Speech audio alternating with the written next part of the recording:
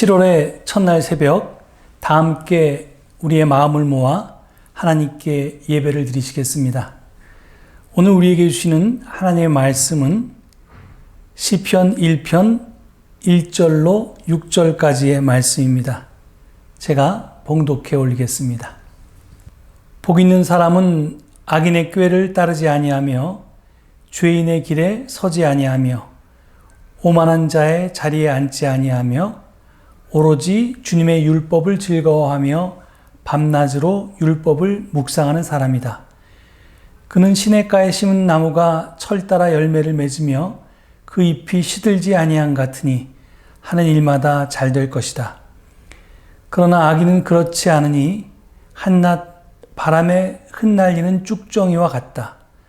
그러므로 악인은 심판받을 때 몸을 가누지 못하며 죄인은 의인의 모임에 참여하지 못한다. 그렇다. 의인의 길은 주님께서 인정하시지만 악인의 길은 망할 것이다.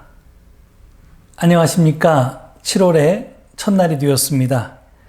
7월의 주제는 성장과 성숙입니다. 우리 교회가 사용하고 있는 생태 달력은 7월을 타오름 달이라고 명명하고 있습니다. 강한 햇빛으로 인해서 그리고 이로 인한 뜨거운 날씨로 인해서 만물이 본격적으로 성장하고 성숙을 향해 가는 계절이 바로 7월입니다. 이 주제에 맞는 본문을 찾다가 시편 1편의 말씀이 떠올랐습니다. 시편 1편은 총 150편의 시가 수록된 시편이란 책의 서론격의 서시인데요. 시편 전체를 관통하는 중심 사상을 요약하고 있습니다. 그 중심 사상은 아주 간단합니다. 의인과 악인, 복된 사람과 죄된 사람, 행복과 불행을 구분하는 열쇠가 율법, 다른 표현으로는 하나님의 말씀에 잇대어 사느냐, 그렇지 않느냐에 있다는 것입니다. 본문에서 복된 사람은 주님의 율법을 즐거워하며 밤낮으로 율법을 묵상하는 사람이라고 했습니다. 다시 말해 하나님의 말씀에서 생의 기쁨을 찾고 이것을 자기 연인과 같이 밤낮으로 생각하고 그 말씀을 되새기는 사람, 성경에서 가르치는 진리대로 날마다 삶을 살아가는 사람은 복된 사람이라는 뜻입니다. 이런 사람은 시냇가에 심은 나무와 같아 항상 잎이 푸르며 때에 따라 열매를 맺을 수 있다고 합니다.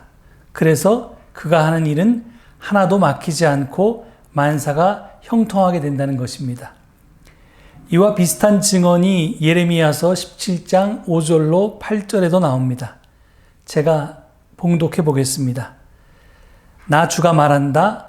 나 주에게서 마음을 멀리하고 오히려 사람을 의지하며 사람이 힘이 되어 주려니 하고 믿는 자는 저주를 받을 것이다. 그는 황야에서 자라는 가시덤불 같아서 좋은 일이 오는 것을 볼 수 없을 것이다. 그는 소금기가 많아서 사람이 살 수도 없는 땅, 메마른 사막에서 살게 될 것이다. 그러나 주님을 믿고 의지하는 사람은 복을 받을 것이다. 그는 물가에 심은 나무와 같아서 뿌리를 개울가로 뻗으니 잎이 언제나 푸르므로 더위가 닥쳐와도 걱정이 없고 가뭄이 심해도 걱정이 없다. 그 나무는 언제나 열매를 맺는다. 제가 오래전에 미국을 여행하면서 목격한 것이 있습니다. 비행기를 타고 중부에서 서부로 가면서 비행기 아래 땅을 내려다보면 끝없이 광야, 즉 사막이 펼쳐진 것을 볼 수 있습니다. 그런데 사막지대에서 가끔 초원지대나 수목지대를 발견할 수 있습니다. 자세히 보면 그것은 언제나 물가였습니다. 즉 오아시스 주변이나 강가를 보면 그것은 푸르렀습니다. 특히 비행기에서 내려다보면 원 모양의 밭이 자주 발견되곤 했는데 자세히 살펴보니까 그 원의 중심에는 우물이 있었고요. 그리고 그 중심에서 원주까지 반지름을 따라 물을 공급하는 스프링쿨러가 설치되어 있었습니다. 그리고 그 스프링쿨러가 원 둘레를 따라 이렇게 이동하게 되어 있어서 원 모양으로 물이 공급되기 때문에 사막 가운데서 거기만 즉 이 원으로 생긴 그 안에만 농작물이 자라는 것이었습니다. 그러니까 사막이 불모지인 것은 땅 문제가 아니었고요. 바로 물 문제였습니다. 즉 물이 있는 지역은 옥토라는 것이지요. 그것은 비행기에서 내려다 보았을 때도 그랬고 나중에 자동차를 타고 가면서 보아도 그랬습니다. 이것이 말하는 바가 무엇입니까? 우리 인생도 성장하고 성숙하려면 물과 있다 있어야 한다는 뜻입니다. 그런데 우리 인생을 성장하고 성숙하게 하는 물은 과연 무엇일까요?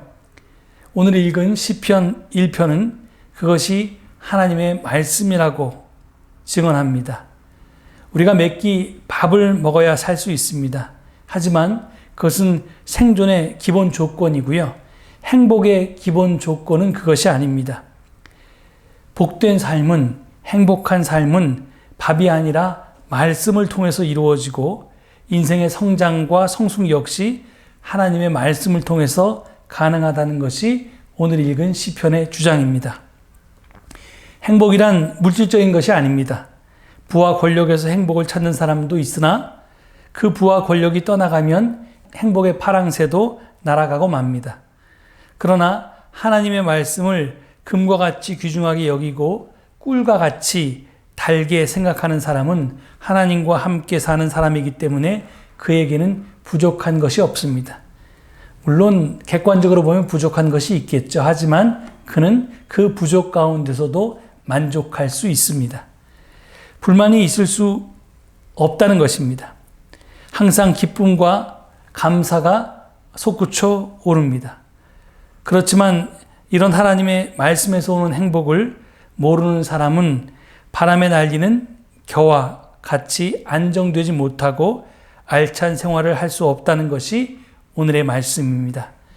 그러나 하나님의 말씀에 따라 사는 사람은 악인이 아무리 꾀어도 그 꾀에 넘어갈 수 없고 죄를 짓는 길에서 아무리 영화를 누린다고 해도 그 길로 갈 수 없으며 자신의 힘과 재간을 자랑하는 사람이 아무리 자기와 같이 자랑스러운 인생을 살자고 유혹해도 넘어가지 않습니다.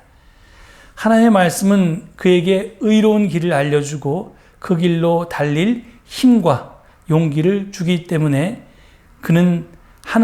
그가 하는 일은 의롭고 선할 수밖에 없습니다. 우리는 이 사람을 푸른 신앙을 가진 사람이라고 부를 수 있을 것입니다. 하나님의 말씀에서 오는 생명수 때문에 그 인생이 항상 푸를 수 있기 때문입니다.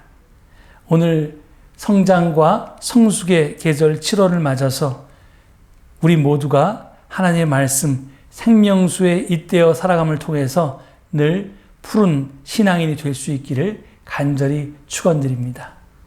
이 말씀 기억하시면서 묵상기도 드리시겠습니다.